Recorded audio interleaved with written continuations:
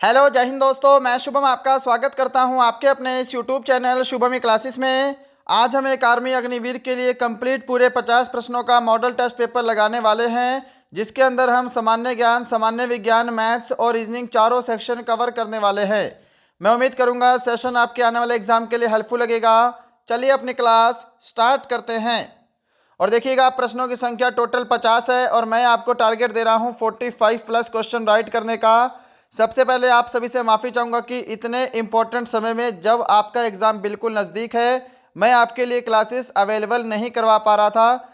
देखिए, इसके दो रीज़न थे। पहला रीज़न ये था कि जो मेरे पिताजी हैं उनकी तबीयत कुछ ज़्यादा ही सीरियस हो गई थी।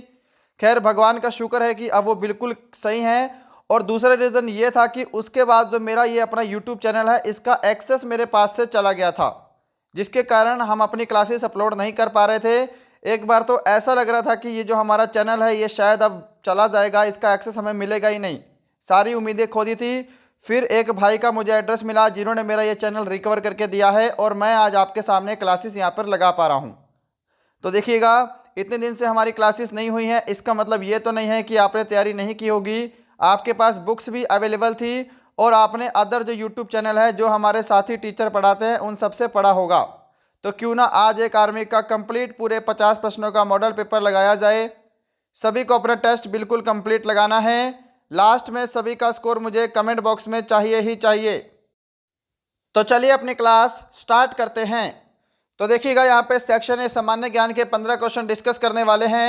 और आज किसी भी प्रश्न के ऑप्शन नहीं बोले जाएंगे, डायरेक्ट क्वेश्चन और फिर डायरेक्ट हम आंसर की तरफ चलेंगे। पहला क्वेश्चन है आपके सामने, द्रोणाचार्य पुरस्कार किस वर्ष प्रारंभ किया गया? जल्दी से आंसर करिएगा। आंसर मैच करेंगे। अगर आप सभी ने ऑप्शन बी को आंसर दिया है 1985, आपका आंसर यहां पर बिल्कुल करेक्ट है। क्वेश्चन नंबर सेकंड आपके सामने है, ईडन गार्डन स्टेडियम कहां स्थित है? जल्दी से आंसर करिए। Where is the Eden Garden stadium located?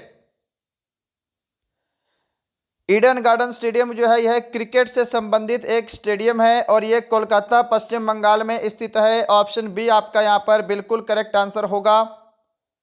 Question number third आपके सामने, पुस्तक राज तरंगिणी के लेखक कौन है? क्वेश्चन वेरी वेरी इंपॉर्टेंट और वेरी वेरी इजी क्वेश्चन है आपके एग्जाम के लिए। इसी लेवल का क्वेश्चन पेपर आपके एग्जाम में पूछा जाएगा। अब यहाँ पे टारगेट मैंने 45 प्लस का इसलिए दिया है क्योंकि बहुत सारे स्टूडेंट का एग्जाम 16 अक्टूबर का है और बहुत ही नियरेस्ट है। तो कम से कम इतना स्कोर तो अचीव करना ही पड़ेगा। पुस्तक राज तरंगिणी के लेखक कौन है? कल्हण है। ऑप्शन यहाँ पे आपका डी बिल्कुल करेक्ट आंसर है। नेक्स्ट बढ़ते हैं क्वेश्चन नंबर 4 की तरफ। पावापुरी किस व्यक्ति से संबंधित स्थान है? सुपर इंपॉर्टेंट क्वेश्चन है जी। Pawapuri is a place related to which person? Option D correct answer होगा। पावापुरी महावीर स्वामी से संबंधित स्थान है। महावीर स्वामी की मृत्यु जो है ये पावापुरी में हुई थी। जितने भी एक्स्ट्रा फैक्ट बताए जाएंगे ये सभी की सभी अपने आप में प्रश्न है, इनका ध्यान रखिएगा। क्वेश्चन नंबर 5, किसे कवि गुरु की उपाधि दी गई है? Very important. क्या आंसर करोगे? किसे कवि गुरु की उपाधि दी गई है? ऑप्शन ए करेक्ट आंसर रहेगा, रविंद्रनाथ टैगोर। क्वेश्चन नंबर 6, पंडवानी किस राज्य का प्रमुख लोक नृत्य है? Pandavani is the main folk dance of which state? तो पंडवानी जो है यह छत्तीसगढ़ का प्रमुख नृत्य है। ऑप्शन सी आपका राइट आंसर है जी। क्वेश्चन नंबर 7, केंद्रीय चावल अनुसंधान संस्थान स्थित है? Central rice research institute is located at? तो चावल अनुसंधान संस्थान कहां पर है? कटक में है। ऑप्शन ए करेक्ट आंसर है। क्वेश्चन नंबर 8, भारतीय तिब्बत सीमा पुलिस का मुख्यालय कहां स्थित है? शॉर्ट फॉर्म में बोले तो आईटीबीपी का हेडक्वार्टर आपसे पूछा है, इसका हेडक्वार्टर कहां पे है? जल्दी बताइए। ऑप्शन ए करेक्ट आंसर रहेगा, नई दिल्ली में इसका हेडक्वार्टर है। आंसर मैच करते जाइएगा, सभी को टेस्ट कंप्लीट लगाना है। क्वेश्चन नंबर 9 आपके सामने स्क्रीन पर, मानस वन्य जीव अभयारण्य कहाँ स्थित है? Where is Manas wildlife sanctuary located? Manas वन्य जीव अभयारण्य कहां पे है? असम में है जी, ऑप्शन डी करेक्ट आंसर है। क्वेश्चन नंबर 10 आपके सामने, 2.5 दिन के झोपड़े का निर्माण किसने करवाया था? जल्दी से आंसर करिए। हु बिल्ट द 2.5 डे हट? देखिए, 2.5 दिन का झोपड़ा कहां पे है? अजमेर में है, और इसका निर्माण कुतुबुद्दीन ऐबक के द्वारा करवाया गया। ऑप्शन बी राइट आंसर है। क्वेश्चन नंबर 11, विश्व पर्यावरण संरक्षण दिवस किस तिथि को मनाया जाता है? World environment protection day is celebrated on which date? देखिए, अगर आपसे बोलेगा विश्व पर्यावरण दिवस, विश्व पर्यावरण दिवस, तो यह मनाया जाता है 5 जून को। और पर्यावरण संरक्षण दिवस प्रोटेक्शन डे यह मनाया जाता है 26 नवंबर को। ऑप्शन सी करेक्ट आंसर है, ध्यान रखिएगा। क्वेश्चन नंबर 12 है जी आपके सामने, प्रसिद्ध एफिल टावर किस देश में स्थित है? जल्दी से आंसर करिए। प्रसिद्ध एफिल टावर किस देश में स्थित है? तो यह है फ्रांस में। ऑप्शन डी आपका करेक्ट आंसर है जी। नेक्स्ट बढ़ते हैं क्वेश्चन नंबर 13 की तरफ। राज्यपाल अपना त्यागपत्र किसको देता है? राज्यपाल अपना त्यागपत्र किसको देता है? आंसर मैच करेंगे। जो ऑप्शन बी को आंसर दे रहे हैं राष्ट्रपति, उन सभी ने आंसर बिल्कुल करेक्ट दिया है जी। 14 नंबर क्वेश्चन आपके सामने है, अनुच्छेद 352 का संबंध किससे है? वेरी वेरी इंपॉर्टेंट है जी आपके एग्जाम के लिए। 3 प्रकार के आपातकाल हैं, देखिएगा, अनुच्छेद 352, अनुच्छेद 356 और अनुच्छेद 360। हमसे पूछा है अनुच्छेद 352 का संबंध, तो यह होता है राष्ट्रीय आपातकाल से। ऑप्शन सी करेक्ट आंसर है जी। अनुच्छेद 356 जो है ये क्या है? राष्ट्रपति शासन है। किसी राज्य में राष्ट्रपति का शासन लगाने को अनुच्छेद 352 कहते हैं। और अनुच्छेद 360 जो है ये क्या है? फाइनेंशियल इमरजेंसी है। 15 नंबर देखिए, किसे वृद्ध गंगा के नाम से जाना जाता है? हु इज नॉन एज वृद्ध गंगा? वृद्ध गंगा के नाम से किसे जानते हैं? तो गोदावरी नदी को जाना जाता है। ऑप्शन डी करेक्ट आंसर है। आंसर के लिए देखिए समय नहीं मिलेगा, समय चाहिए तो सेशन को रोकिएगा। यहां पर सेक्शन ए कंप्लीट है। सेक्शन बी सामान्य विज्ञान 16 से 30 तक। अगले 15 प्रश्न। 20 हर्ट्ज से नीचे की आवृत्ति वाली ध्वनि तरंगे क्या कहलाती हैं? आंसर जल्दी से करिएगा। तो 20 हर्ट्ज से नीचे की आवृत्ति वाली ध्वनि तरंगे क्या कहलाती हैं? अवश्रव्य तरंगे कहलाती हैं। ऑप्शन सी करेक्ट आंसर है यहां पे। क्वेश्चन नंबर 17, कान पर ध्वनि का प्रभाव कितने सेकंड तक रहता है? How many seconds the effect of sound on the year last? जो भी ऑप्शन डी को आंसर दे रहे हैं 1/10 टाइम, ऑप्शन डी उन सभी का करेक्ट आंसर है जी। 18 नंबर क्वेश्चन, कौन सा विटामिन जल में घुलनशील है? Which vitamin is soluble in water? देखिए, जल में केवल 2 ही विटामिन घुलनशील हैं, विटामिन बी और विटामिन सी। तो यहां पे ऑप्शन में डी आपको करेक्ट आंसर करना है। विटामिन सी पूरी तरह से जल में घुलनशील है। 19 नंबर क्वेश्चन है आपके सामने, रेडियो का आविष्कार किसने किया? रेडियो का आविष्कार किसने किया था? तो रेडियो का आविष्कार किया था यहां पे ऑप्शन सी आंसर करेंगे, जो मार्कोनी, उनका आंसर बिल्कुल करेक्ट है। आंसर मैच कर रहे हो ना सभी का स्कोर लास्ट में कमेंट बॉक्स में चाहिए। कॉपी पेन भी लेकर बैठिएगा। आगे मैथ्स और रीजनिंग दोनों डिस्कस करेंगे बिंदास तरीके के साथ, और बिल्कुल इसी लेवल का क्वेश्चन पेपर आपके एग्जाम में पूछा जाएगा। क्वेश्चन नंबर 20 है जी आपके सामने, द्रव्यमान का एसआई मात्रक क्या है? What is the SI unit of mass? Option C correct answer रहेगा किलोग्राम। जो ऑप्शन सी को आंसर देंगे उनका आंसर बिल्कुल राइट है। नेक्स्ट है क्वेश्चन नंबर 21। क्षेत्रफल किस प्रकार की राशि है? What type of quantity is area? तो क्षेत्रफल जो है ये क्या है? यह अदिश राशि है। ऑप्शन आपका यहां पे बी बिल्कुल करेक्ट आंसर है।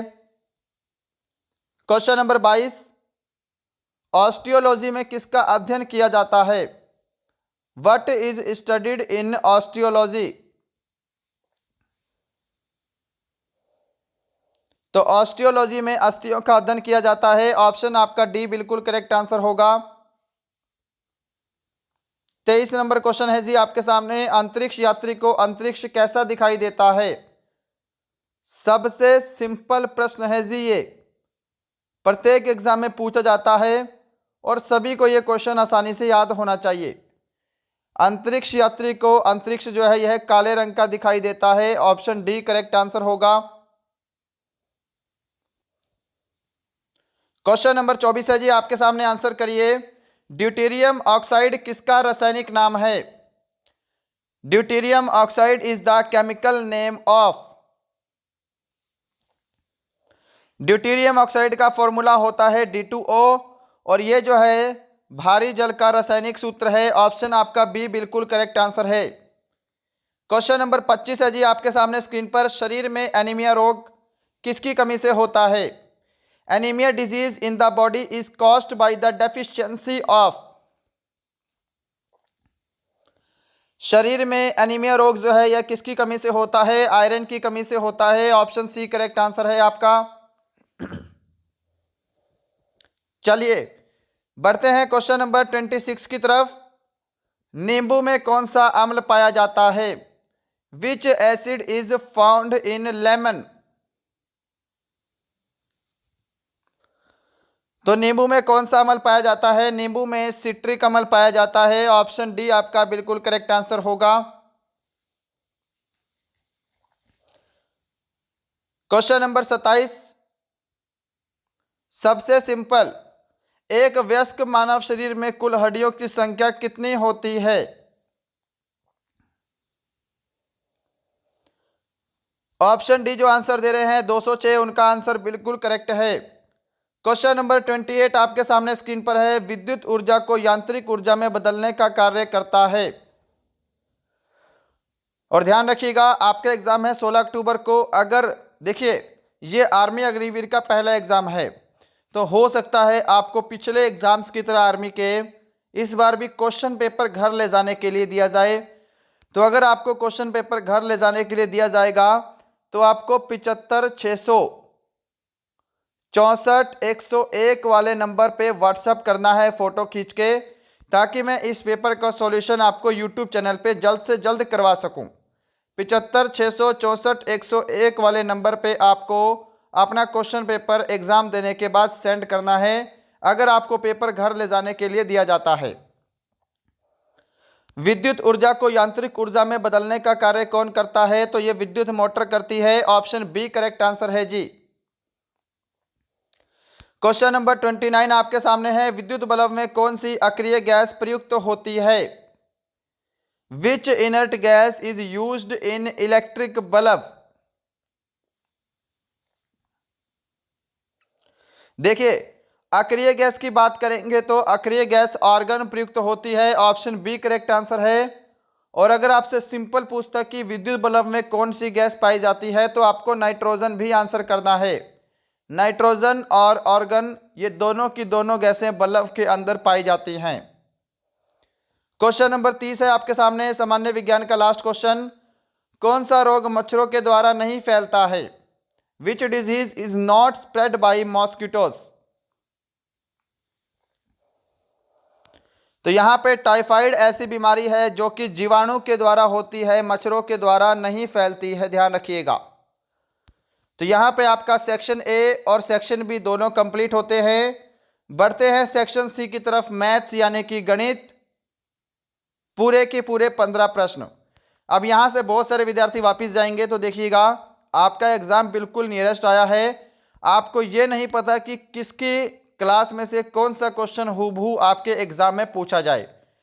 का क्लास सभी को कंप्लीट लगानी है, कॉपी पेन साथ में लेकर बैठेंगे। चलिए क्वेश्चन नंबर 31 आपके सामने है, इसका सॉल्यूशन करिए। निम्न में से कौन सी संख्या 4 से पूर्णतः विभाजित होगी? देखिए अब यहां पे आपको 4 का डिविजिबिलिटी रूल पता होना चाहिए। कितनी भी बड़ी संख्याएं आपको दी हों, 4 का डिविजिबिलिटी रूल ये कहता है कि किसी भी संख्या के अगर आखिरी के 2 अंक 4 से भाग हो रहे हैं तो वो पूरी की पूरी संख्या 4 से भाग हो जाएगी। यानी कि यहाँ पे ऑप्शन ए 64 जो है, आखिरी के 2 अंक ये 4 से पूरी तरह से डिवाइड हो रहे हैं। इसका मतलब ये पूरी की पूरी संख्या भी 4 से भाग हो जाएगी, ये ध्यान रहेगा। अगर आपसे पूछता 8 से, तो 8 का डिविजिबिलिटी रूल ये कहता है कि आखिरी के 3 अंक 8 से भाग होने चाहिए, वो पूरी संख्या आपकी 8 से भाग हो जाएगी। क्वेश्चन नंबर 32 है आपके सामने, स्क्रीन पर आंसर करेंगे। लीजिए इसका सॉल्यूशन करिए। देखिए सबसे पहले हम इस कॉलम को देखेंगे, तो यहां पर क्या है, डिवाइड का रूल पहले लगाएंगे बोर्ड मास के थ्रू। तो हम 441 को 21 से डिवाइड करेंगे तो यहाँ पे 21 आ जाएगा, और 21 को फिर हमको 7 से मल्टीप्लाई करना है, तो यहाँ पे 147 is equal to 140 plus X. अब सिंपल दिखाई दे रहा है, ये 147 है, यहाँ पे 140 है, इज इक्वल में, यानी कि एक्स की वैल्यू अगर हम 7 रखेंगे तो ये भी आपका 147 बन जाएगा। ऑप्शन सी आपका बिल्कुल करेक्ट आंसर होगा। क्या सभी ने ऑप्शन सी को आंसर दिया है? चलिए क्वेश्चन नंबर 33 की तरफ चलते हैं जी, आपके सामने स्क्रीन पर। अगर आप सभी ने अभी तक लाइक शेयर एंड सब्सक्राइब नहीं किया है तो जरूर करिएगा। क्वेश्चन नंबर 33, दो संख्याएं 4 और 5 के अनुपात में हैं। यदि इनका लघुत्तम समापवर्तक 180 हो तो सबसे बड़ी संख्या क्या होगी? देखिए क्योंकि यहां पे संख्याओं का लघुत्तम दिया है, दो संख्याओं को रेशो कितना है 4:5। अब यहां पे लघुत्तम कितना दिया है 180, तो मैं क्या कर लेता हूं, जो रेशो में संख्याएं दी है इनका भी मैं एलसीएम ले लूंगा, जो कि कितना हो जाएगा 20 हो जाएगा। आप इसको x मान के भी कर सकते हैं। 20 रेशो की वैल्यू 180 के बराबर है। यहां से आपको एक रेशो की वैल्यू निकालनी है। 0 से 0 कैंसिल, 2 से कैंसिल करेंगे, 2 डी में 18, यानी कि एक रेशो की वैल्यू 9 आ गई। सबसे बड़ी संख्या पूछी है, सबसे बड़ा रेशो 5 है। अगर एक रेशो की वैल्यू 9 है तो 5 रेशो की वैल्यू निकालिए, 5 गुणा 9 करेंगे तो यहाँ पे 45। ऑप्शन बी आपका करेक्ट आंसर होगा। क्या सभी ने ऑप्शन बी को आंसर किया है? चलिए क्वेश्चन नंबर 34 है आपके सामने स्क्रीन पर, इसका आंसर करेंगे। इस प्रश्न का आंसर करिए, वेरी वेरी इंपॉर्टेंट क्वेश्चन है आपका। x divide by 5 is equal to y divide by 8, right. आपको क्या निकालना है, x plus 5 divide by y plus 8। अब देखिए डायरेक्ट करेंगे इस प्रश्न को। अगर x के अपॉन में कोई संख्या दी है या फिर y के अपॉन में कोई संख्या दी है, तो ये एक्चुअल में इन्हीं की वैल्यू आपको दी होती है। क्लियर? यानी कि x की वैल्यू 5 है और y की वैल्यू 8 है। डायरेक्ट पुट करेंगे, x की वैल्यू 5 है तो यहाँ पे 5 प्लस 5 10 हो जाएगा। नीचे आपका 8 प्लस 8 16 हो जाएगा। इसको आगे सोल्व कर दीजिए, 2 5 ज़ा 10 और 2 8 ज़ा 16, 5/8। ऑप्शन सी आपका करेक्ट आंसर होगा।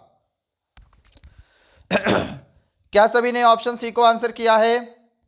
35 नंबर क्वेश्चन है आपके सामने स्क्रीन पर, इसका आंसर करिए। 1 से 50 तक सभी सम प्राकृत संख्याओं का औसत ज्ञात करें। 1 से 50 तक आपको बताना है। देखिए पहली सम संख्या 2 हो जाएगी, दूसरी 4, तीसरी 6, ऐसे करते करते आखिरी सम संख्या कौन सी हो जाएगी, 50 हो जाएगी। क्लियर है? देखिए अगर आपसे बोलता 1 से 50 के बीच सम संख्याएं, तब हम 50 को काउंट नहीं करते। यहां पर बोला है 50 तक, तो हम 50 को भी काउंट करेंगे। इतना क्लियर है? अब देखिए क्योंकि सभी सम संख्याएं हैं तो सभी में दो दो का अंतर होगा, है ना, सिंपल सी बात है। तो जब भी किसी सीरीज में अंतर सेम हो और आपको क्या निकालना हो, एवरेज निकालना हो, तो फॉर्मूला मैंने आपको बताया है फर्स्ट संख्या प्लस लास्ट संख्या डिवाइड बाई 2। फर्स्ट संख्या 2 है, लास्ट संख्या 50 है, इनको जोड़ेंगे तो 52 बनेगा, और इसको अगर हम 2 से डिवाइड करेंगे तो यहां पे आपका 2 दूनी 4 और 2 छिके 12, 26। ऑप्शन डी आपका बिल्कुल करेक्ट आंसर होगा जी। चलें आगे, क्वेश्चन नंबर 36 की तरफ चलते हैं। आपके सामने स्क्रीन पर दो संख्याओं का योग 25 तथा अंतर 13 है, तो इनका गुणनफल कितना होगा ये आपको बताना है। देखिए ध्यान से, कैलकुलेटर कोई भी यूज नहीं करेगा क्योंकि एग्जाम में कैलकुलेटर आपको नहीं दिया जाएगा इस्तेमाल करने के लिए। दूसरी चीज, अगर आपको सॉल्यूशन पता है तो सॉल्यूशन जरूर करिएगा और मेरे से पहले करने का प्रयास करना है। अगर सॉल्यूशन पता ही नहीं है तो आप यहां से सॉल्यूशन देखिए और क्वेश्चन को समझिए। देखिए दो संख्याओं का योग कितना है, 25 है। अब मैं एक संख्या x मान लेता हूं और एक संख्या y मान लेता हूं। क्लियर, यानी कि आपको दिखाया है x plus Y is equal to 25 और उनका अंतर 13 है, यानी कि x minus Y is equal to 13। Simple है ना। अब यहां से क्या करिए, पहले आपको x की वैल्यू निकालनी है या फिर y की वैल्यू निकालिए। आपको दोनों की अलग अलग वैल्यू पता होनी चाहिए, तभी तो आप इनका गुणनफल निकाल पाओगे। तो देखिए यहां पर हम ऐड कर देते हैं, जो प्लस प्लस वाले हैं इनको हम ऐड करेंगे और जो प्लस माइनस वाले हैं इनको कैंसिल कर देंगे। यहां पर भी प्लस वाले हैं तो यहां पे 38 बन जाएगा। 2x की वैल्यू कितनी है, 38 है, तो यहां से 2 से हम 38 को डिवाइड करेंगे तो x की वैल्यू कितनी आ जाएगी, 19 आ जाएगी। इतना क्लियर है सभी को। अब यहां पर एक चीज ध्यान से समझिए। देखिए पहली इक्वेशन को हम ले लेते हैं, किसी भी इक्वेशन को ले लीजिए, आंसर सेम आएगा। पहली इक्वेशन है आपकी x प्लस वाई बराबर 25। हमको x की वैल्यू पता लग गई, कितनी है जी, 19 है। तो 19 प्लस वाई कितना करें कि 25 बन जाए, यानी कि 19 में हम अगर 6 जोड़ दें तो 25 बन जाएगा। इसका मतलब y की वैल्यू कितनी है, यहां पे 6 है। क्लियर है सभी को। अब आपको क्या करना है, इनका गुणनफल निकालना है, यानी कि 19 को आपको 6 से मल्टीप्लाई करना है। आपका गुणनफल आपके सामने होगा। तो यहां पे 9 छिके 54, 5 6 कम 6 और 5 11, 114। ऑप्शन बी आपका बिल्कुल करेक्ट आंसर होगा। क्या सभी ने ऑप्शन बी को आंसर किया है? 37 नंबर क्वेश्चन है जी, आपके सामने स्क्रीन पर आंसर करिए। इस प्रश्न का आंसर करिए जी, वेरी वेरी इंपॉर्टेंट क्वेश्चन है कि रमेश के वेतन में 20% की वृद्धि की गई। बढ़े हुए वेतन को 20% कम करने पर रमेश को कितने प्रतिशत का लाभ अथवा हानि होगी? देखिए जब भी आपको इस टाइप का प्रश्न दिया हो, आप सक्सेसिव रेट वाले फॉर्मूले से कर सकते हैं, नहीं तो आपको मैं जो तरीका बता रहा हूं आप इससे भी कर सकते हैं। देखिए आपको कोई एक्चुअल वैल्यू तो नहीं दी है। अब मैंने माना कि रमेश का वेतन कितना है, पहले 100 रुपए था, 20% की वृद्धि की गई तो रमेश का वेतन 120 हो जाएगा। सिंपल सी बात है। बोला है कि बढ़े हुए वेतन को, यानी कि ये जो 120 दिया है इसको 20% कम करने पर रमेश को कितने प्रतिशत का लाभ अथवा हानि, राइट। अब 120 का 20% कितना होता है, 24 होता है। 120 में से हम 24 को माइनस करेंगे तो यहां पे 96 बच जाएगा, सिंपल। अब बोला है कि कितने प्रतिशत का लाभ अथवा हानि हुआ। पहले रमेश का वेतन 100 रुपये था, अब फाइनली कितना है, 96 रुपीज। तो डायरेक्टली दिखाई दे रहा है यहाँ पे 4% का उसको लॉस हुआ है। ऑप्शन आपका डी करेक्ट आंसर है। क्या सभी ने ऑप्शन डी को आंसर दिया है? चलिए क्वेश्चन नंबर 38 की तरफ चलते हैं, आपके सामने स्क्रीन पर है, इसका आंसर कर दीजिए जल्दी से। अंकित ने कोई वस्तु 160 रुपए में खरीदकर 200 रुपए में बेच दी, लाभ प्रतिशत की गणना करें। प्रॉफिट परसेंट आपको निकालना है जी। इसका फॉर्मूला होता है प्रॉफिट इंटू 100 और डिवाइड में कॉस्ट प्राइस यानी कि क्रय मूल्य। प्रॉफिट कितना है, देखिए 160 में खरीद कर 200 में बेचेगा तो प्रॉफिट कितना है 40 रुपए का। गुणा क्या करेंगे 100 करेंगे। क्रय मूल्य कितना है 160 रुपए। सोल्व कर दीजिए। 0 से 0 कैंसल, 4 चौके 16 और 4 से हम 100 को कैंसिल करेंगे तो 25% का प्रॉफिट होगा। ऑप्शन सी करेक्ट आंसर हो जाएगा। चलें आगे। 39 नंबर क्वेश्चन देखिए। टेस्ट लगाते जाइएगा, मैं फटाफट से सॉल्यूशन को कर रहा हूं। यहां पर आपको ए रेशो सी का मान बताना है। बहुत ही आसान प्रश्न है जी।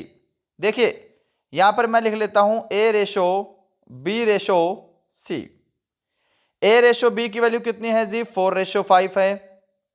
बी रेशो सी की वैल्यू कितनी है जी 6:7 है ना। हम बी के नीचे बी लिखेंगे, सी के नीचे सी लिखेंगे। अब देखिए ध्यान से, मैंने आपको डायरेक्ट बताया है क्रॉस करने के लिए। इस 4 को हम 6 से मल्टीप्लाई करेंगे तो 24 रेशो 5 को 6 से मल्टीप्लाई करेंगे 30 रेशो 5 को 7 से मल्टीप्लाई करेंगे 35। यानी कि ये क्या है ए रेशो बी रेशो सी की वैल्यू आ गई। हमको क्या बताना है जी ए रेशो सी का मान। ए का मान है 24, सी का मान है 35। कहीं पर भी कैंसिल नहीं होगा तो as it is option B आपका करेक्ट आंसर हो जाएगा। 40 नंबर क्वेश्चन देखिएगा, सामने स्क्रीन पर है, आंसर करिए। और ये जो टाइप है ये आपकी पिछली परीक्षा में पूछी गई है। इसको मैं आपको डायरेक्ट वाले मेथड से सॉल्व करना बताऊंगा आपको कैसे करना है। पर कंडीशन ये है कि क्वेश्चन आपका इस स्टेटमेंट में होना चाहिए, ये टाइप होना चाहिए। बोला है कि 6 लड़के या 4 पुरुष एक काम को 18 दिन में समाप्त कर सकते हैं। 3 लड़के तथा 10 पुरुष, थोड़ी सी टाइपिंग मिस्टेक है, मिलकर इसे कितने दिन में पूरा करेंगे। तो देखिए ऐसे क्वेश्चन में क्या करना है आपको, जो लास्ट वाले लड़के हैं इनको आप ऊपर लिखेंगे और पुराने वाले लड़कों को आपको नीचे लिखना है। बीच में प्लस का साइन। लास्ट वाले पुरुष 10 दे रखे हैं, इनको आप ऊपर लिखेंगे और पुराने वाले जो 4 पुरुष की वैल्यू है इनको आप नीचे लिखेंगे। अब आपको डायरेक्टली क्या करना है, इसका एलसीएम लेके इसको सॉल्व करके जो भी आपकी वैल्यू आएगी उसको आपको इस 18 दिन से डिवाइड कर देना है और आपका आंसर आपके सामने होगा। ये अप्रोच तो लगा लोगे ना एग्जाम में। देखिए फिर बढ़ते हैं सॉल्यूशन की तरफ। इनका एलसीएम कितना आ जाएगा जी 12 आ जाएगा। क्लियर। आगे सोल्व करेंगे 6 दूनी 12, 3 दूनी 6 प्लस 4 तिया 12, 10 तिया 30, यानी कि यहाँ पे 36 डिवाइड बाई 12 हो जाएगा। इसको सोल्व करेंगे तो यहाँ पे आपका 3 आ जाएगा। अब क्या मैंने आपको बताया है, जो भी एलसीएम लेके आएगा उसको इस 18 दिन में डिवाइड कर देना है। तो यहाँ पे आपका 6 दिन, ऑप्शन ए बिल्कुल करेक्ट आंसर हो जाएगा। क्या सभी ने ऑप्शन ए को आंसर किया है। 41 नंबर क्वेश्चन देखिए जी, आपके सामने स्क्रीन पर है। वेरी वेरी इंपॉर्टेंट और very very easy and simple question. एक स्कूटर सवार 54 किलोमीटर प्रति घंटे की चाल से 2 मिनट में कितनी दूरी तय करेगा। अब हमको दूरी दे रखी है किलोमीटर में। क्लियर। देखिए डिस्टेंस का फॉर्मूला होता है स्पीड इनटू टाइम। हमको जो टाइम दिया है ये मिनट में दिया है। अब चाहे इसको घंटों में बदल लीजिए या फिर इसको मीटर प्रति सेकंड में बदल लीजिए, आंसर आपका सेम रहेगा। अब क्योंकि हमको आंसर किलोमीटर में दिया है तो क्यों ना हम इस मिनट को भी घंटों में बदल लें। स्पीड आपको दे रखी है 54 किलोमीटर और आपको टाइम दे रखा है 2 मिनट। इसको घंटों में बदलने के लिए हम क्या कर देते हैं 60 से डिवाइड कर देते हैं, तो ये आपकी घंटों की वैल्यू आ जाएगी। अब इसको आगे सॉल्व कर लीजिए, आपका आंसर आपके सामने होगा। देखिए 2 से कैंसिल करेंगे 30 बार में चला जाएगा, 3 दहा 30 और आगे कैंसिल करेंगे 3 एकम 3, 3 अठे 24, यानी कि ये आपका बन जाएगा 18/10। आगे हम इसको सोल्व करेंगे तो 1.8 किलोमीटर, ऑप्शन ए आपका करेक्ट आंसर होगा। सभी को समझ में आया होगा। क्वेश्चन नंबर 42 की तरफ चलते हैं जी, आपके सामने स्क्रीन पर है, इसका आंसर कर दीजिए जल्दी से। क्वेश्चन है कितने वर्षों में 12% वार्षिक दर से 3,000 रुपये का साधारण ब्याज 1,080 रुपये हो जाएगा। कितने वर्षों में, यानी कि आपको टाइम निकालना है। और टाइम का फॉर्मूला क्या होता है, सिंपल इंटरेस्ट इनटू 100। नीचे आपका क्या है, rate of interest into principal. Clear है। देखिए सिंपल इंटरेस्ट दे रखा है 1,080 रुपये, इंटू 100 कर देंगे। नीचे आपको प्रिंसिपल दिया है कितना, 3,000 रुपये, और रेट ऑफ इंटरेस्ट कितना है, 12%। आगे सॉल्यूशन देखिए, नीचे की 3 जीरो से ऊपर की 3 जीरो कैंसल, ठीक है। 12 से कैंसिल करेंगे, 12 नहीं में 108, और 3 से कैंसिल करेंगे, 3 तिया 9, यानी कि 3 वर्ष। ऑप्शन बी आपका बिल्कुल करेक्ट आंसर हो जाएगा। चलें आगे। क्वेश्चन नंबर आपके सामने है 43 स्क्रीन पर, इसका आंसर करिए जल्दी से। समकोण त्रिभुज का क्षेत्रफल 40 वर्ग सेंटीमीटर है, जिसके आधार और लंब का अनुपात 4:5 है, तो आधार कितना होगा। देखिए समकोण त्रिभुज का जो क्षेत्रफल है, इसका फॉर्मूला क्या होता है, 1/2 इंटू एल इंटू बी, यानी कि लंब और आधार, यही फॉर्मूला होता है। अब क्षेत्रफल आपको दे रखा है 40 वर्ग सेंटीमीटर, 1/2 इंटू, ये आपको दे रखा है अनुपात में, जिसको हम लिख लेते हैं 4x इंटू 5x। इतना सभी का क्लियर है। अब देखिए ये 2 इधर जाके जब 40 में मल्टीप्लाई हो जाएगा, तो यहाँ पे 80 इज इक्वल टू कितना बन जाएगा, 80 इज इक्वल टू 20x का स्क्वायर बन जाएगा।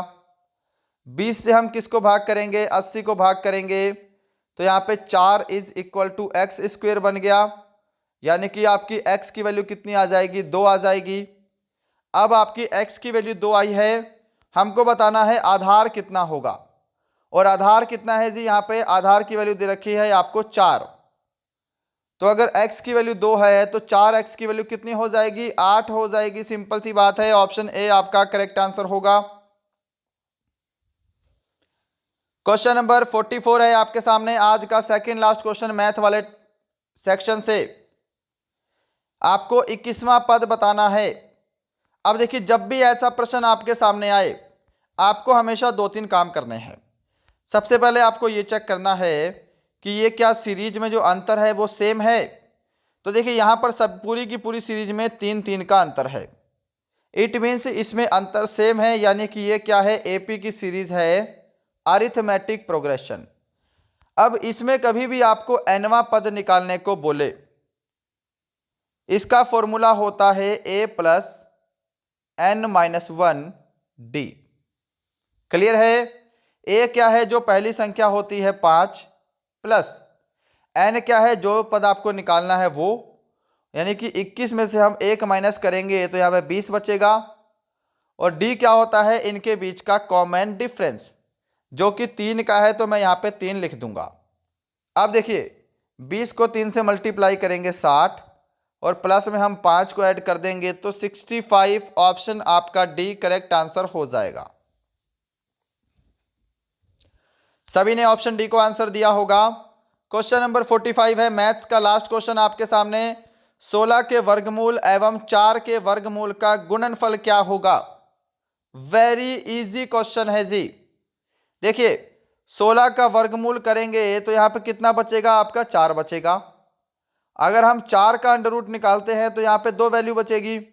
और आपको क्या बताना है, 4 गुणा 2 बताना है, यानी कि 8। ऑप्शन बी करेक्ट आंसर हो जाएगा। मैथ का सेक्शन कंप्लीट है आपका। अब बढ़ते हैं लास्ट के 5 प्रश्न रीजनिंग के। और ये रीजनिंग आपके एग्जाम में वेरी वेरी इंपॉर्टेंट है, बहुत ही अहम रोल अदा करने वाली है। जिसने रीजनिंग और मैथ में पूरे पूरे क्वेश्चन सही कर दिए, समझ लेना उसका सिलेक्शन हो जाएगा। क्योंकि जीके और जीएस में आप कहीं ना कहीं ज़रूर फंसेंगे, कितनी भी तैयारी करेंगे कहीं ना कहीं किसी ना किसी क्वेश्चन में फंस सकते हैं। परंतु मैथ्स और रीजनिंग में आप ऐसा है कि आप पूरा स्कोर भी कर सकते हैं। उसके बाद अगर आपका जीके और साइंस में कुछ क्वेश्चन कॉम्प्रोमाइज होते भी हैं तो ओके है, राइट। तो मैथ्स और रीजनिंग सभी को अच्छे से करना है। 46 क्वेश्चन है आपके सामने स्क्रीन पर, इसका आंसर करिए। बताइएगा यहाँ पे कौन सा लॉजिक फॉलो हो रहा है और यहाँ पे कौन सी संख्या आने वाली है। तो देखिए ध्यान से, पहले में कितने का डिफरेंस है, 10 का। दूसरे में डिफरेंस है जी 11 का। इस हिसाब से इसमें डिफरेंस 12 का होगा, तो आगे आपका डिफरेंस 13 का बन रहा है, तो बिल्कुल बन रहा है जी। और इससे आगे डिफरेंस कितना है, 14 का है। यानी कि हमको 31 में 12 ऐड करना है।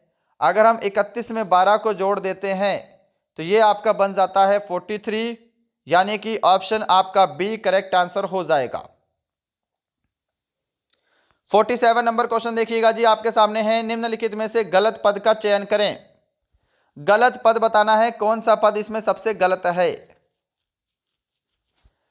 देखिए यहां पर जो 26 वैल्यू दे रखी है ये रॉन्ग है। इसमें क्या है जी, 12 और 4 16, 16 और 4 20, 20 और 4 यहाँ पे 24 होना चाहिए था। अगर हम 24 में 4 जोड़ेंगे तो 28, 28 4 32, 32 4 36, यानी कि जो 26 है ये आपका गलत लिखा हुआ है। ऑप्शन बी इसीलिए आपका बिल्कुल करेक्ट आंसर हो जाएगा। क्वेश्चन नंबर 48 देखिएगा, आपके सामने है, इसका आंसर करिए जल्दी से। और इसका जो लास्ट का ऑप्शन है वो आपका नीचे चला गया है, जो कि 12 है, ध्यान रखिएगा। बोला है कि इसी महीने की 1 तारीख को रविवार है, तो उस महीने में दूसरा मंगलवार किस तारीख को आएगा। दूसरा मंगलवार बताना है। अब देखिए ध्यान से, 1 तारीख को क्या है जी, संडे है, यानी कि 2 को क्या हो जाएगा, मंडे हो जाएगा। और 3 तारीख को आपका ट्यूसडे हो जाएगा, मंगलवार हो जाएगा। यानी कि पहला ट्यूसडे जो है ये आपका 3 तारीख को आ रहा है। अब एक हफ्ते में 7 दिन होते हैं, तो अगला ट्यूसडे कब आएगा, 10 तारीख को आएगा। सिंपल सी बात है, 3 में 7 और जोड़ दीजिए ना, 10 तारीख को अगला मंगलवार आ रहा है। ऑप्शन ए आपका करेक्ट आंसर हो जाएगा। क्वेश्चन नंबर 49 है आज का सेकंड लास्ट क्वेश्चन, इसका आंसर करिए जल्दी से। जल्दी से इस प्रश्न का आंसर करिए। किसी कोड भाषा में जंप को PMUJ तथा गुड को DOOG लिखते हैं, तो उसी कोड भाषा में राइस को कैसे लिखेंगे। अब यहां पर ध्यान से देखिए, जंप को क्या किया है, उल्टा करके लिखा हुआ है JUMP। ऐसे ही गुड को उल्टा करके लिखा हुआ है DOOG। क्लियर। तो हम राइस को भी उल्टा लिख देंगे RICE। तो ये कौन से ऑप्शन में है, ये आपका ऑप्शन सी दिखाई दे रहा है। ऑप्शन सी ही आपका बिल्कुल करेक्ट आंसर हो जाएगा। चलिए बढ़ते हैं क्वेश्चन नंबर 50 की तरफ। और आज का लास्ट क्वेश्चन आपके सामने स्क्रीन पर, इसका आंसर करिए जल्दी से। कौन सा शब्द दिए गए शब्द के प्रयोग से नहीं बनाया जा सकता, आंसर करेंगे। शब्द दिया है पैरामेडिकल। अब इसमें जो रीड है यह भी बनाया जा सकता है, लीड भी बना सकते हैं, क्रैम्प, क्रैम्प भी जो है इसके प्रयोग से बनाया जा सकता है। परंतु जो रीमेडिकल है इसमें क्या है, ई जो है ये 2 बार रिपीट हो रहा है, और पैरामेडिकल में ई केवल 1 ही बार रिपीट हुआ है। यानी कि जो ऑप्शन डी है रीमेडिकल, ये पैरामेडिकल के प्रयोग से नहीं बनाया जा सकने वाला वर्ड है। क्लियर है सभी को। तो दोस्तों ये था आज का आपका पूरे की पूरे 50 प्रश्नों का मॉडल टेस्ट पेपर। फिर से माफ़ी चाहूँगा कि बहुत दिन से आपकी क्लास नहीं हो पाई, ज़रूरत के समय में भी। रीज़न मैं आपको शुरू में बता चुका हूँ क्या रीज़न था, और बहुत ही वैलिड रीज़न था। चलिए इन 50 प्रश्नों में आज आपने कितने क्वेश्चन करेक्ट किए हैं कमेंट करके ज़रूर बताएंगे। आपको आज की क्लास कैसी लगी, हमारा पढ़ाया हुआ आपको कैसा लगता है, और कमेंट करके ज़रूर बताइएगा आपके एग्ज़ाम किस किस तारीख को है। 13 नवंबर को है, 15 जनवरी को है, किस तारीख को आपका एग्ज़ाम है, कमेंट करके सभी को बताना है। मिलते हैं कल किसी और अच्छे सेशन के साथ, तब तक के लिए जय हिंद जय भारत।